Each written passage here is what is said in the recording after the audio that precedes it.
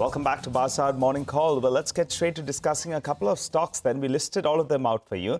But to help us with some more analysis, we're joined by Hemang Jani, who joins us on the show. Hi, Hemang. Morning. Thanks so much for joining in. Well, let's talk about the top stock of the day. It'll have to be Bajaj Auto.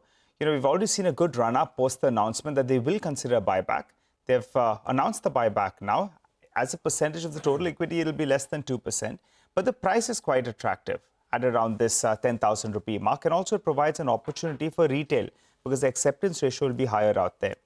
How would you approach the stock at current reckoning? Good morning, Nigel. Thanks for having me.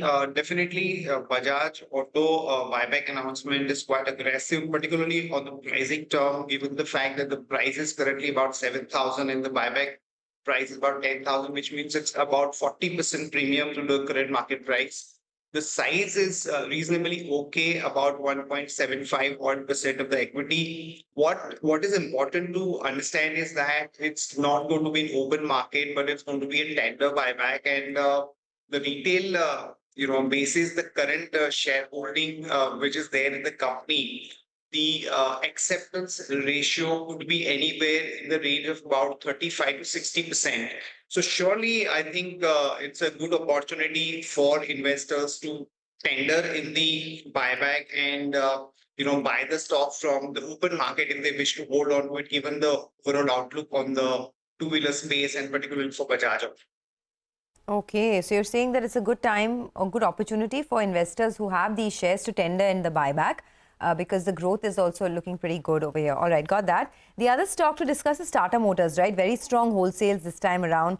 But, they haven't mentioned anything about the free cash flow. Generally, they do that in their updates. This time, maybe, they've already given details on what the free cash flow will look like, etc. But do you see some incremental gains on the stock? Because the numbers are looking pretty good for the quarter.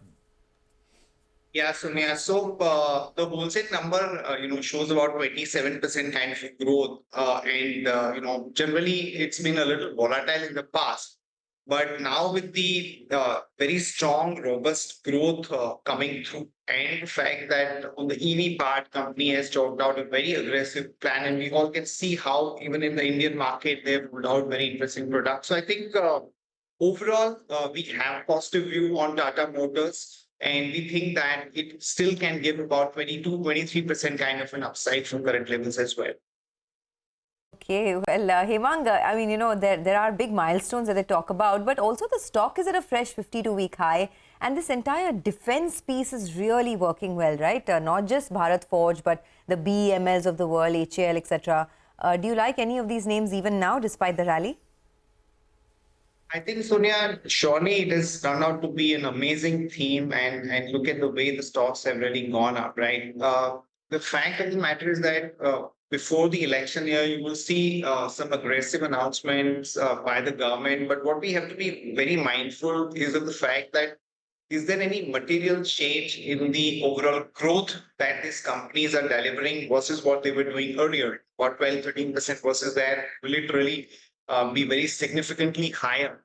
I'm here to see that number come through. While the order inflow announcements excites everybody, it is yet to reflect the actual numbers. So I'm a little cautious at this point of time. However, some of the companies like Hindustan Aeronautics and Bharat Electronics can be the beneficiary of the increased order inflows and industrialization that the government is announcing, but would not be comfortable aggressively chasing, defense names across. Hemang, one of the big disappointments in the microfinance space has been the largest player there, which is Bandhan Bank. It's, actually not very far away from COVID lows, so significant underperformance. And yesterday, of course, there was that sharp sell-off once again. Abhishek has been reporting on this. What would you do with this one if you own it, or is there something actionable here from now?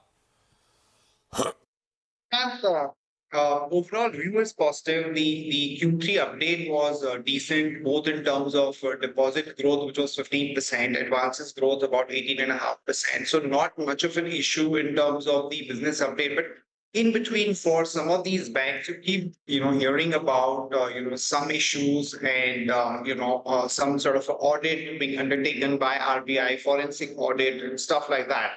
So I think, in the current scenario where things are looking up for the banking sector, particularly more so for the smaller banks, I think Bandhan presents a great opportunity, given that we've not had any major disappointments or asset quality issues as such, and the valuation comfort is pretty much there. So we'd look to buy into any such small corrections that may come through for such reasons.